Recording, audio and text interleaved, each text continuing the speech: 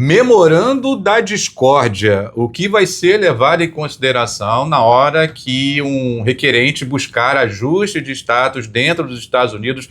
Olha, esse assunto deu o que falar. Nós vamos tratar aqui ponto a ponto o que significa discricionariedade. Tive que pesquisar essa palavrinha, porque ela é a chave no momento em que o agente de imigração vai fazer a sua avaliação de quem, por exemplo, veio com visto de turista, está buscando se regularizar nos Estados Unidos através de processos aí possíveis, pessoas que buscam processo de casamento, pessoas que fazem ajuste através de visto de estudante, enfim.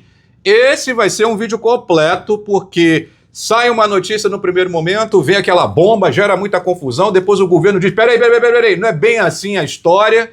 Então vamos entender tudo isso com esta super advogada, nossa especialista em imigração e direito de família aqui nos Estados Unidos, doutora Hannah Crispin. Tudo bem, doutora? Oi, Marcelo. Mais uma da política de pânico, não né? Não é, doutora, não é. E agora virou também uma rinha de advogados por aí, que um diz uma coisa, outro diz outra. Importante que a gente está aqui para esclarecer e não para gerar discórdia, né, doutora? Não, de forma alguma. Vamos só deixar bem claro aqui o seguinte: ajuste de status não acabou. Não houve mudança de lei.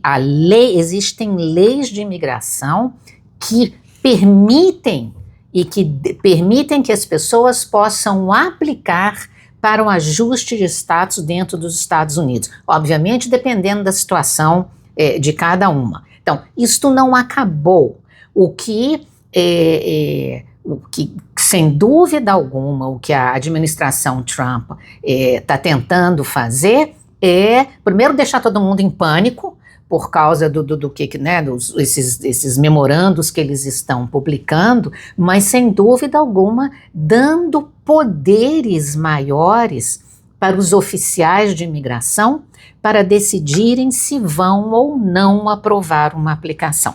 O que gerou pânico foi naquela questão ali do próprio porta-voz do Serviço de Imigração ter vindo a público e dito que as pessoas teriam que buscar os seus países de origem para fazer o ajuste de status e ali iniciar um processo consular. Quando até onde a gente sempre estudou essa história, doutora, as pessoas, mesmo ela vindo até com visto de turista, ficando irregular nos Estados Unidos, ela poderia fazer esse ajuste de status, obviamente dependendo do processo, claro, dentro dos Estados Unidos. Tá. Né? O problema sério da pessoa que está aqui fora de status, mesmo tendo entrado legalmente, se ela sair do país antes de ajustar o status, é que ela aí deve, provavelmente, dependendo de cada caso, ela passou, por exemplo, mais do que um ano fora dos Estados Unidos. Ao sair do país, ela vai estar automaticamente barrada de voltar por 10 anos. Então, para que ela possa voltar, depois de ir na entrevista no consulado, ela vai ter que entrar com um pedido de perdão. E aí a coisa complica muito, primeiro porque demora muito tempo para ter uma resposta do pedido de perdão, e segundo, que você não tem certeza se um pedido de perdão vai ser aprovado. Então a coisa aí já fica bem complicada e você ainda tem que ter um familiar que se qualifique para poder fazer o pedido de perdão para você. Mas não vamos entrar... Isso foi aquela ideia inicial, aí que depois a repercussão gerou ali uma repercussão muito negativa, e aí depois o próprio Zach Keller, que é o porta-voz do USCIS, veio a público dizer que não seria aplicado para todo mundo, a grande maioria continuaria fazendo esse ajuste dentro dos Estados Unidos. Né? E vai continuar, Marcelo, sabe? Eu acho, mais uma vez, eu estou usando esse termo já tem um tempão, que essa política do pânico da administração Trump realmente apavora muita gente, nós sabemos disso, inclusive, tem deixado os Estados Unidos, né? Agora, por um lado, vamos apavorar as pessoas, mas por outro lado também enfatizando de que não é uma coisa simples. Uhum. Você ter o direito de ter o green card ou de receber o green card é o que a gente chama na imigração de privilégio. Uhum. E eu acho que, mais uma vez, é algo que a administração Trump está enfatizando. Então, é fundamental que você, quando vai entrar com o processo, que você envie muita documentação comprovando a sua situação, que você... Mas é importantíssimo estar super preparado para uma entrevista, Meu Deus do céu, olha, eu nessas alturas do acontecimento, eu já fui em centenas de entrevistas. Eu sempre preparei os meus clientes para os tipos de perguntas que agora eles estão falando que vão fazer, como, por que que você ficou aqui? Por que que você passou da permanência? Isso é algo, na minha opinião, básico, que toda pessoa tem que estar pronta para responder, porque lembre o seguinte, a pessoa que entra como turista, tá? O que é um turista? Turista é uma pessoa que está vindo para os Estados Unidos para passar algum tempo, para ou passear, ou fazer compra, ou visitar amigos, mas depois ir embora. Então, eles podem perguntar, tá? Por que que você não ficou aqui direto? Então, é essa hora que é fundamental a pessoa estar preparada para responder. Você sabe por quê? Porque, por exemplo, se a pessoa fala, não, eu já vi gente que depois que teve problema nos casos, veio conversar comigo. Não, na realidade, eu entrei, mas eu já ia ficar. Isso é fraude. Porque se você passa pela imigração, na hora que você passa pelo controle de passaporte, e você mostra o seu visto de turista, e a sua intenção era de, né, você está entrando como turista, se a sua intenção já era de ficar, eles podem falar que você cometeu fraude, você mentiu para a imigração, eles negam o seu processo. Entendeu? E aí, em alguns casos, você vai ter que entrar com pedido de perdão também, o que complica muito. Então, gente, é fundamental você estar bem preparado. E agora, para uma entrevista, você saber o que você deve responder.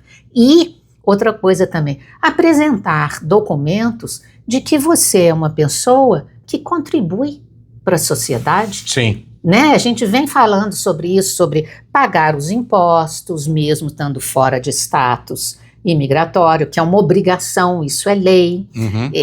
Se você contribui, você faz algum tipo de trabalho voluntário, você é uma pessoa ativa na sua comunidade, você frequenta alguma instituição religiosa, você ajuda numa escola, eles querem ver que aquela pessoa é produtiva. E também a questão da utilização de benefício público Com também, certeza absoluta. Ainda bem que você lembrou, porque eu já tinha esquecido disso. Isso é fundamental também. Não utilizar os benefícios públicos. Não utilizar os benefícios públicos, porque primeiro você não tem nem status legal no país, né? E você está utilizando alguns benefícios públicos, que é importantíssimo verificar se aquela pessoa até tinha direito aqueles benefícios. Tem muita gente que fala, me deram um papel ali, eu preenchi, assinei, eu estou recebendo benefício. Você vai olhar o papel, está escrito que a pessoa é residente permanente ou que ela é cidadã. Tá? Isso até te impede de poder se legalizar. Então, mais uma vez, gente, é fundamental ter um caso bem preparado, bem documentado, bem analisado e estar preparadíssimo. Sim. Para a hora da audiência. Tá? Desculpa, para a hora da entrevista. Ok. Agora, vamos lembrar o seguinte, se o seu caso é negado pelo oficial de imigração, você vai ser enviado, ou o caso vai ser enviado para a corte. Sim, vamos abordar mais esse tema, trazer mais detalhes sobre essa questão na hora de uma negativa durante ali uma entrevista. Deixa eu só lembrar, você que nos acompanha através aqui deste canal, você deixar um like nesse vídeo, comentar, compartilhar, dar o hype, se inscrever aqui no canal do Benevides para você ficar por dentro sobre o mundo da imigração aqui nos Estados Unidos.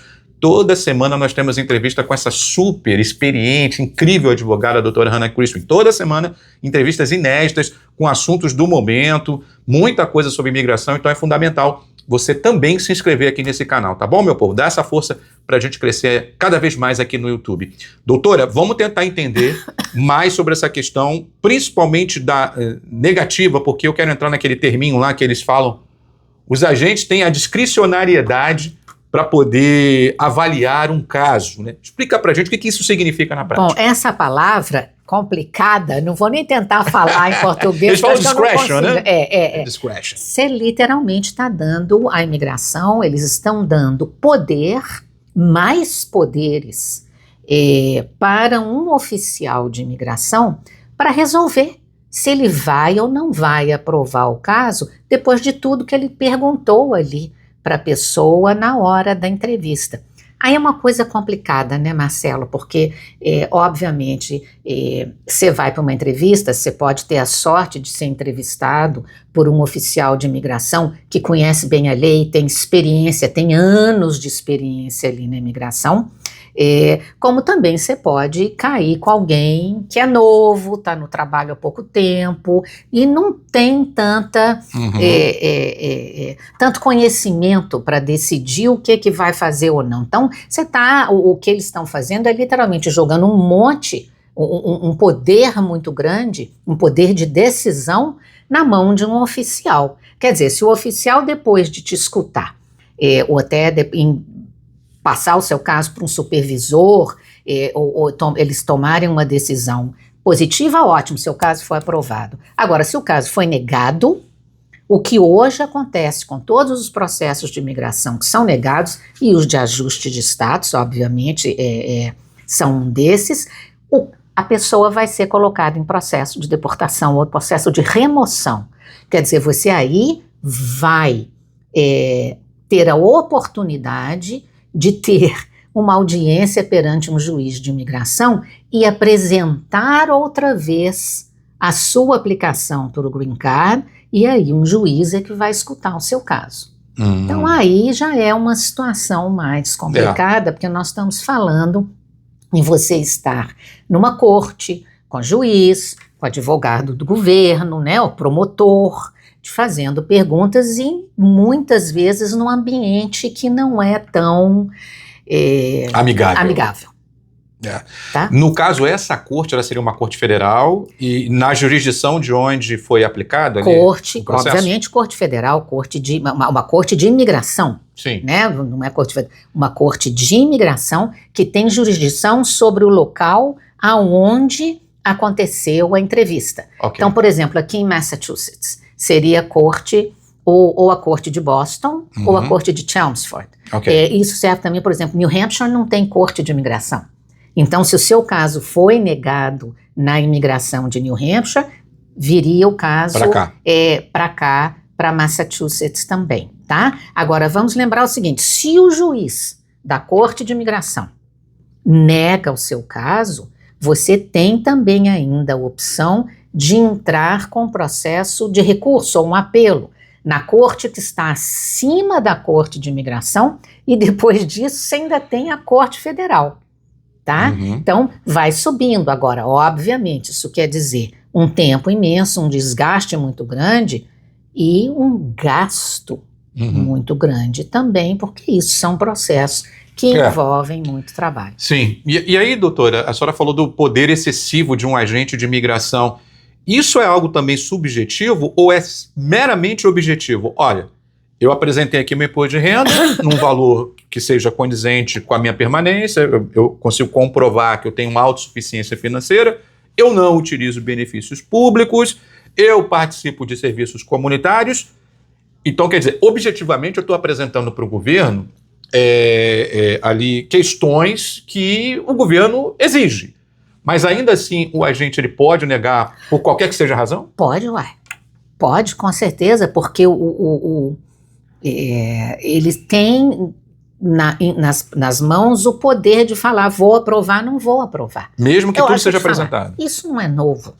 Ele sempre tem o poder. Você já viu agentes, eu já vi nesses anos todos, oficiais que negaram processos que não deveriam ter sido negados. Foi revertido depois? Foi revertido depois. Vocês têm várias maneiras de tentar reverter. Sim. Tá? Por que eu te pergunto isso, doutora? Porque nós temos agora também um ambiente político também. Claro. Por mais que o governo tenha soltado um memorando, só para lembrar, hein, que vocês têm poderes e tudo mais. Depois diz, não, mas não é bem assim a história e tudo mais. Então isso já gera uma confusão. E isso contamina, querendo ou não, o avaliador ali. Mas com certeza absoluta. E daí, não estou fazendo propaganda não, estou explicando a importância de, principalmente quando você vai numa entrevista, de você estar representado. Tá?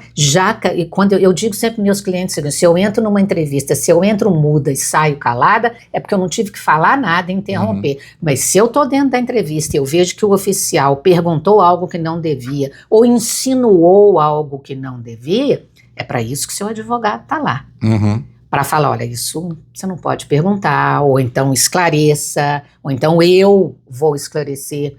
o que a pessoa está tentando, ou respondeu, ou ficou, não ficou claro.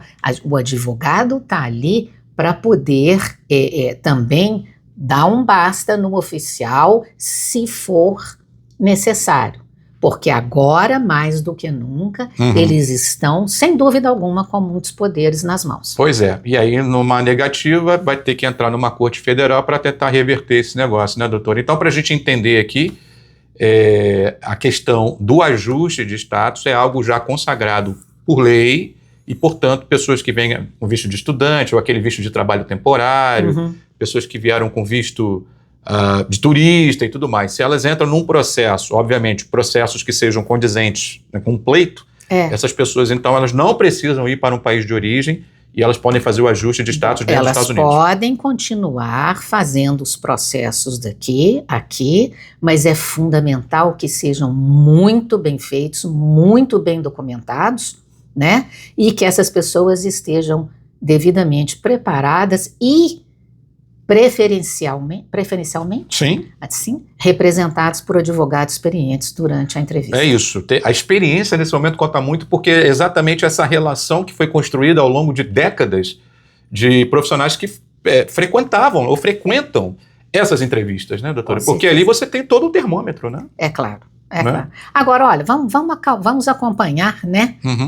Como é que isso vai se desenrolar. Sim. Eu tenho lido muito sobre outros colegas que têm ido em entrevistas, eu já tive entrevistas também, e honestamente não teve nada de excepcional, não. Ok, mas também tem a questão da jurisdição, né, doutor? Estamos em Massachusetts, também tem isso também, né? Massachusetts claro. É um estado mais amigável com os imigrantes, certeza, de repente absoluta. Um processo no Texas tem um outro olhar. Ah, bom, aí é outra Na Flórida, talvez, né? Enfim, né? Então o importante é você ter essa defesa, esse respaldo, esse amparo com quem conhece muito sobre esse assunto. Causou um pânico danado, mas depois o governo veio a público e disse, foi mal, tava doidão, não era bem isso não, tá?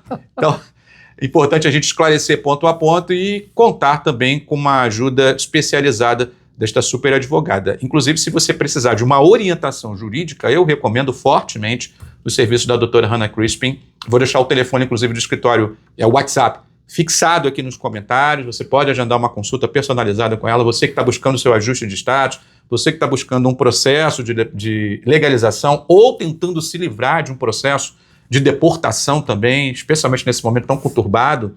Então é fundamental você entrar em contato com este super escritório. Também recomendar o @Crispin Law, você pode segui-la também nas redes sociais, seguir também aqui este canal nas redes sociais, o @canal do Benevides, mas o importante é você deixar o like nesse vídeo, comentar, compartilhar, também se inscrever, dar o seu subscribe aqui neste canal, tá certo?